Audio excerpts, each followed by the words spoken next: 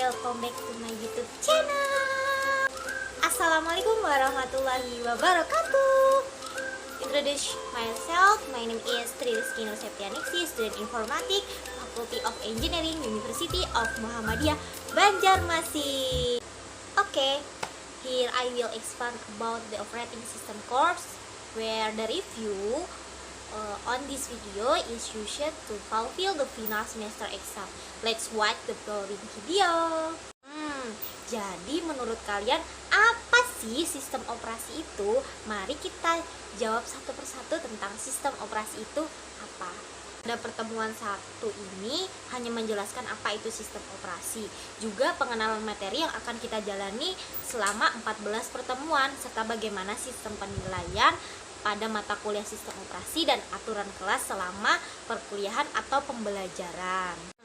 Apa aja sih struktur pada sistem komputer? Yang pertama ada hardware atau catu daya, yang kedua ada software. Terdapat dua item yaitu operating system dan application program, dan yang ketiga yaitu brainware atau pengguna seperti manusia. Daripada nanti jadi salah paham, kalian bisa lihat nih contoh-contoh software, hardware sini ya. Yang kita tahu, storage adalah sebuah penyimpanan, contohnya RAM atau random access memory.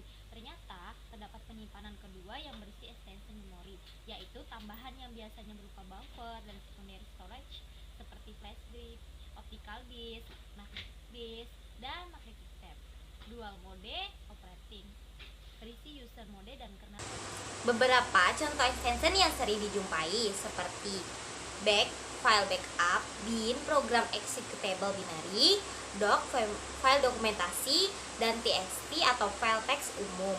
Pengaksesan file ada dua cara. Yang pertama sequential access, cocok untuk file yang disimpan di magnetic tape, dan yang kedua ada random access. Jenis ini lebih cocok digunakan untuk aplikasi seperti sistem database airport.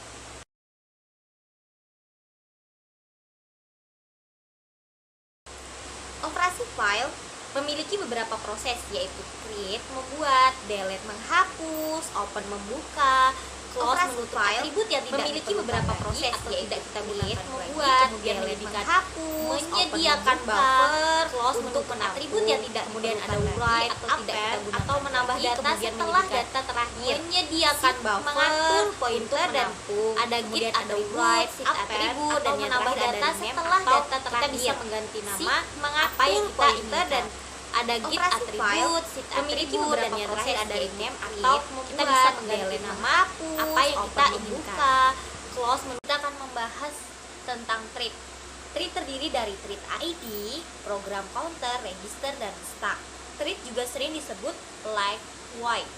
Proses thread terbagi menjadi kode section, data section, file, dan sumber daya. Keuntungan dari thread sendiri adalah ekonomis yang pertama, kemudian bisa berbagi memori dan sumber daya dari proses yang dimilikinya, dan sebuah thread berjalan secara paralel. Oke, kemudian kernel thread contohnya Windows XP 2000, Solaris, Linux. Thread baris diantaranya POSIX thread, Windows 32 thread, Java thread, dan Net thread. Many to one model memetakan beberapa user level. Thread ke satu kernel, thread one-to-one model adalah memetakan tiap user thread ke tiap kernel threadnya. Threading issue cancellation adalah sebuah tugas untuk memberhentikan thread, di mana thread tersebut bisa langsung selesai. Dua skenario thread cancellation yaitu asynchronous cancellation dan deferred cancellation. Apa sih operasi file itu? Operasi file biasanya lebih banyak membahas tentang permasalahan penyimpanan, seperti kapasitas terbatas, data hilang tiba-tiba. Oleh karena itu, diperlukan penyimpanan data yang cukup dan mampu menjaga data ketika sedang diproses. Sinkronisasi proses. Sinkronisasi diperlukan untuk menghindari terjadinya ketidakkonsistenan data akibat adanya akses data secara kongruen. Rest condition adalah situasi di mana beberapa proses mengakses dan memanipulasi suatu data secara kongruen. Maka, untuk menghindari dilakukannya sinkronisasi. Types of storage Media terdiri dari volatil, contohnya main memory, cache, non-volatil, contohnya disk dan stable. SO atau sistem operasi menurut user di antaranya mempermudah dan memaksimalkan sumber daya komputer. Sedangkan dari sudut pandang, sistem adalah sumber daya yang efisien, alat yang mengatur eksekusi program dan operasi dari alat I/O dan kernel. Struktur sistem yaitu struktur sederhana, metode pendekatan, layer atau level, mikrokernel, dan modular.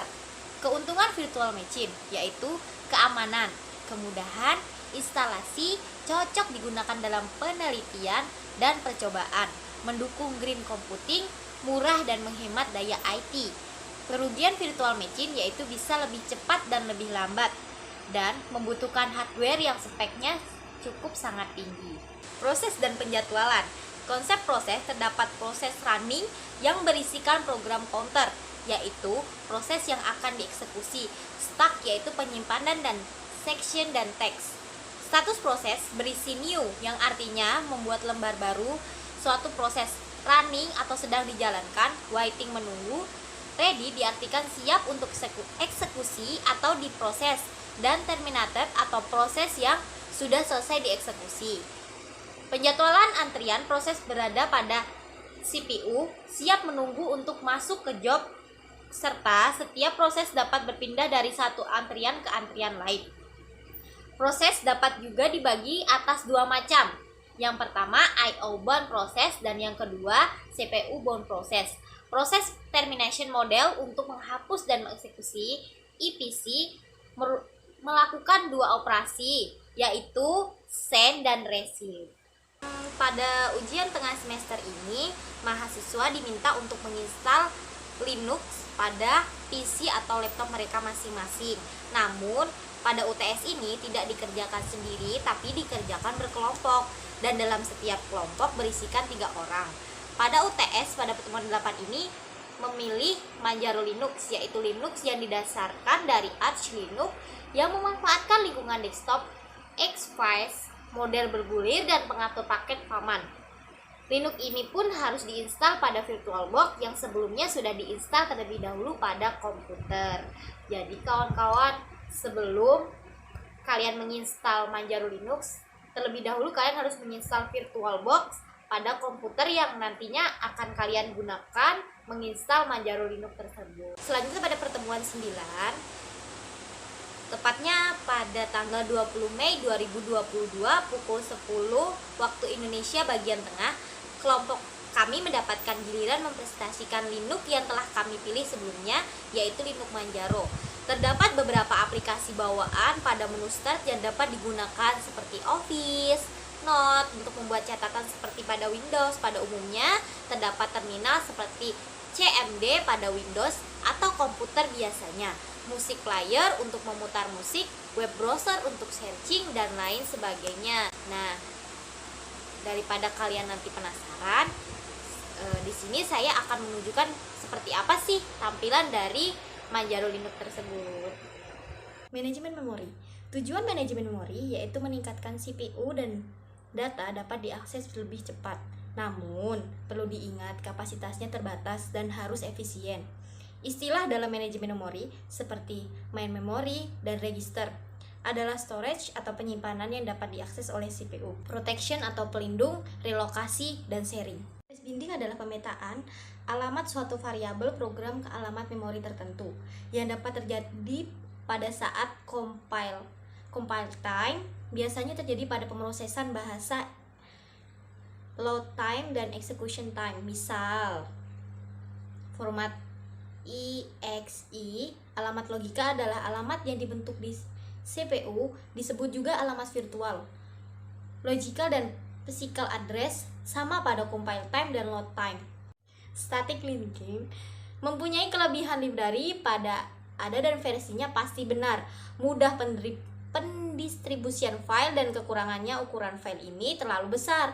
Dynamic linking memiliki kelebihan ukuran file yang kecil, irit, dan bisa dipakai bersama, sedangkan kekurangannya adalah memiliki perbedaan versi. Swapping adalah sebuah proses dapat di-swap sementara keluar memori ke sebuah penyimpanan cadangan atau backing store.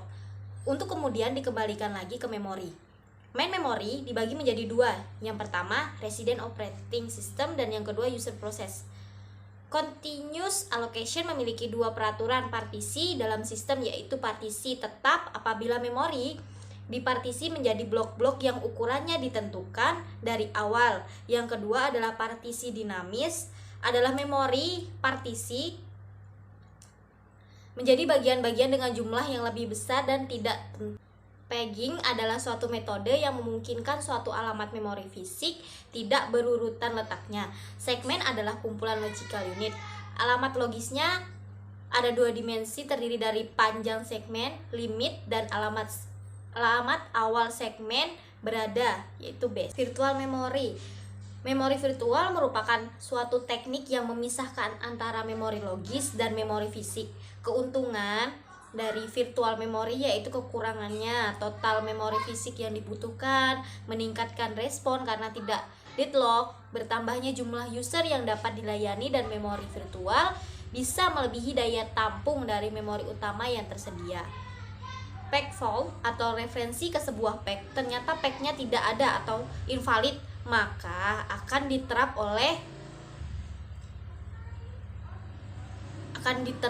contohnya peg fault yaitu restart instruction atau block move, dapat dilihat pada gambar di samping. Setiap peg memiliki 8 byte sebagai penanda yang diinisialkan angka 0. Alokasi frame berhubungan dengan mekanisme alokasi pada sejumlah memori fisik yang bebas untuk berbagai proses. File system dan security. File adalah kumpulan informasi yang berhubungan dan tersimpan pada secondary storage. Atribut file berisi name, type, location, size, protection, time, date, and user identification.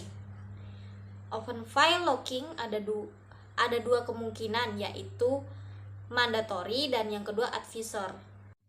Direct access sangat berguna untuk pengaksesan langsung informasi dalam jumlah besar, contohnya database.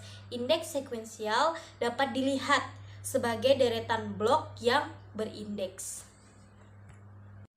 File system mounting adalah sebuah sistem berkas sebelum dapat digunakan harus mount terlebih dahulu.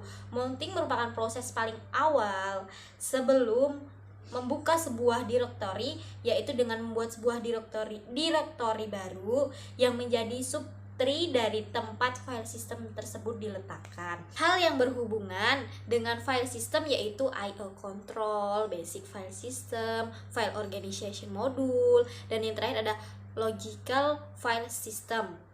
Alokasi blok file dapat diakses menggunakan metode sebagai berikut. Oke, itu tadi penjelasan dari saya tentang sistem operasi.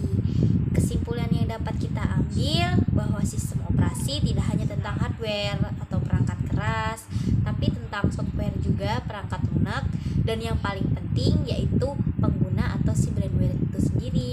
Semoga video kali ini dapat menambah wawasan bagi kita semua, dapat menginspirasi tentang sistem operasi. Sekian dari saya ucapkan terima kasih. Sampai jumpa di video selanjutnya. Assalamualaikum warahmatullahi wabarakatuh.